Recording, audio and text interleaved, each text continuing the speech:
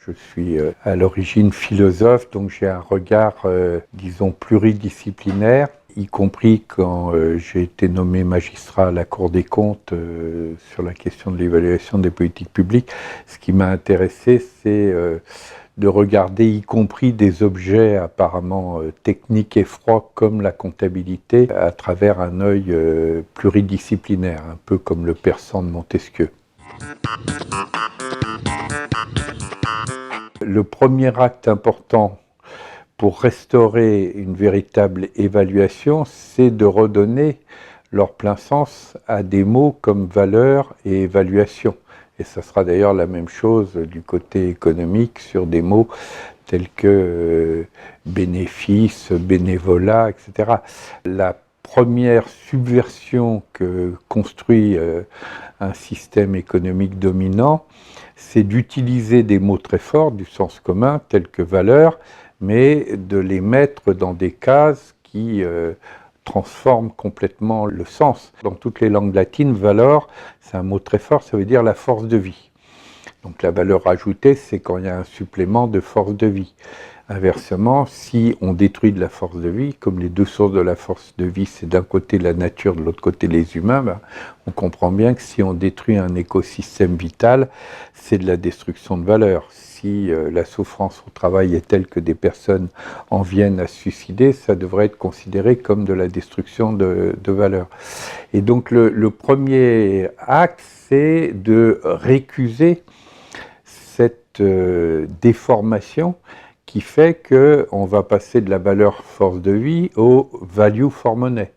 On va passer des bénéfices, qui veut dire une activité bénéfique, à la notion de bénéfice purement monétaire. Pour moi, le premier enjeu culturel, il est là, et donc qui dépasse de beaucoup le simple secteur culturel, et à mon avis, les acteurs culturels devraient s'inscrire dans cette bataille plus large, qui est une bataille sociale, citoyenne, pour récuser cette déformation qui implique l'économisme. Si on fait ça, et on a commencé à le faire dans d'autres secteurs, mais essentiellement ceux qui sont amenés à prendre en compte, par exemple, les questions écologiques, parce que là, l'évidence est telle qu'on ne peut pas continuer avec des indicateurs purement monétaires. Si je prends les industries fossiles, d'un point de vue strictement monétaire, c'est une richesse de plusieurs milliards de dollars. Donc si on dit « Ah bah oui, mais les industries fossiles sont dangereuses et vont générer un effet de serre », ça veut dire qu'il faut revenir au sens premier des mots et de poser la question qu'est-ce qui est bénéfique et qu'est-ce qui est nuisible.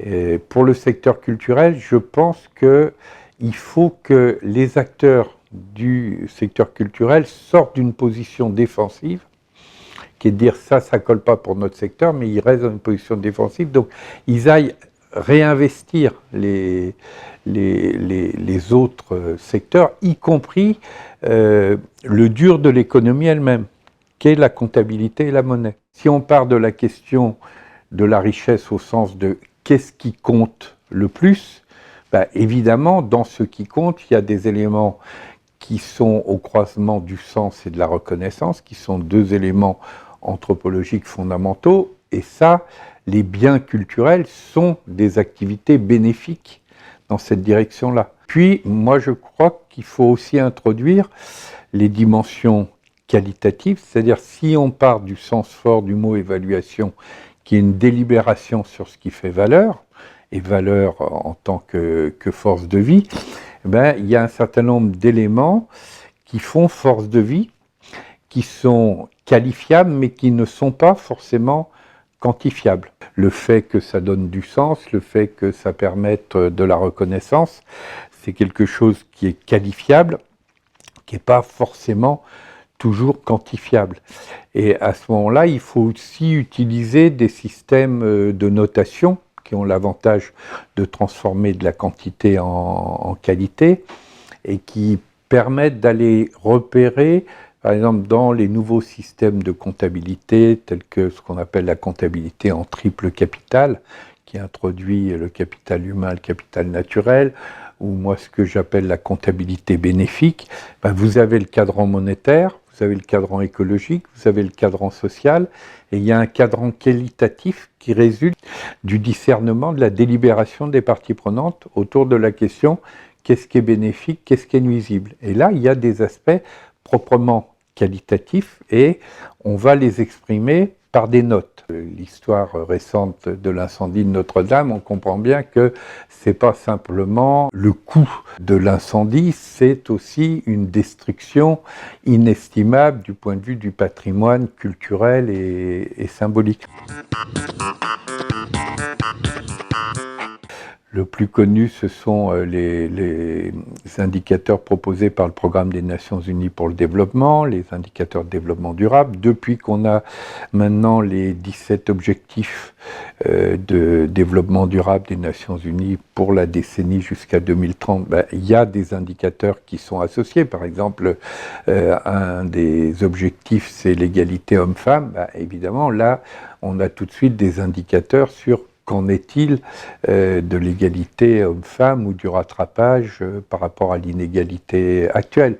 Quand on est sur le terrain écologique, un bilan carbone, c'est un indicateur de ce type. Vous savez, la loi SAS, qui a proposé que le budget de l'État doit être présenté maintenant avec une batterie d'indicateurs. Il y a 10 grands indicateurs qui ont été délibérés aussi avec le Conseil économique, social et environnemental.